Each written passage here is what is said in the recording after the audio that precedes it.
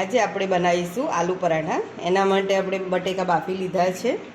હવે એની અંદર આવી જે જારો આવે છે એનાથી આપણે બટેકાને ક્રશ કરી દઈશું।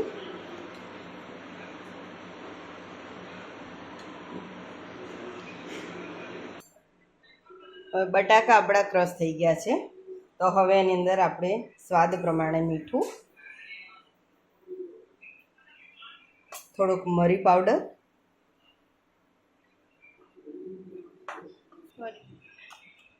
હવે એમાં થોડોક આપણે ખટાશ માટે આમચૂર પાવડર નાખીશું। આની જગ્યાએ તમે લીંબુ પણ નાખી શકો છો। થોડીક કસૂરી મેથીને ક્રશ કરીને આવી રીતે નાખીશું। આનો ટેસ્ટ આલુ પરાઠાની અંદર ખૂબ જ સારો આવે છે। ને ડુંગળી ને લીલા મરચાં એ ક્રશ કરેલા છે એ પણ આની અંદર નાખી દઈશું।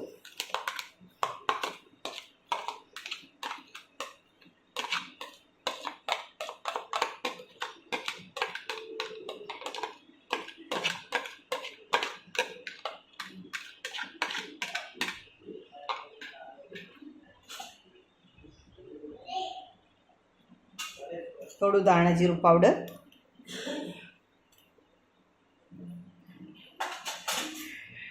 આની અંદર તમે હળદર ખાવી હોય તો હળદર બી નાખી શકો છો, પણ હું નથી નાખતી। હવે આને બરાબર મેશ કરી દઈશું, મિક્સ કરીને। તો આપણે બટેકાનો માવો મેશ કર્યા પછી બધું મિક્સ કર્યા પછી આવી રીતનું તૈયાર થશે। હવે આપણે આના આલુ પરાઠા બનાવીશું। એના માટે મેં અહીંયા તવી મૂકી દીધી છે। હવે આપણે એનો પરાઠો બનાવીશું। હવે એક લોહો લેવાનો છે લોટનો। ઘણીવાર બધાને પરાઠા ફાટી જતા હોય છે, એની એક હું ટ્રિક્સ બતાવીશ તમને, તો જેથી કરીને તમારા આલુ પરાઠા ફાટશે નહીં। થોડોક માવો લઈશું આપણે, એની અંદર આવી રીતે રાખીશું।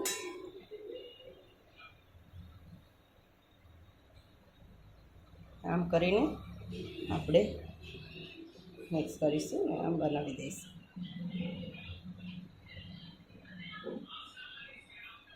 જ્યારે આવી રીતે મૂક્યા પછી હંમેશા આલુ પરાઠાને આવી રીતે થોડોક હાથથી જ ફેલાવી દેવાનું, પછી હલકા હાથે એને પરાઠો આપણે બનાવવાનો છે, તો તમારા પરાઠા કોઈ દિવસ ફાટશે નહીં।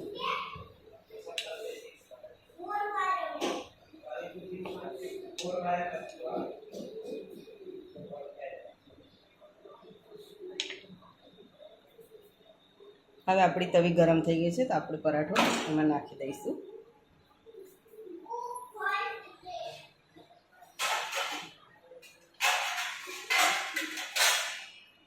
હવે થોડુંક ચડી ગયો છે એટલે એને આપણે પલટાવી દઈશું, અને આ સાઈડે આપણે થોડુંક તેલ લગાવી દઈશું।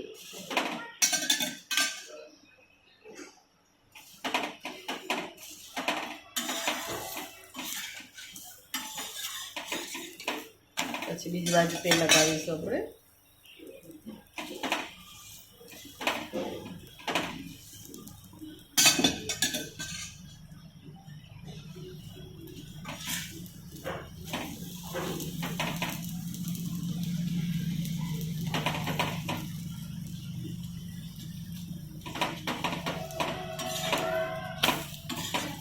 બીજી બાજુ સારી રીતે આપણો પરાઠો થઈ ગયો છે, તો હવે આપણે એને સર્વ કરીશું દહીં સાથે।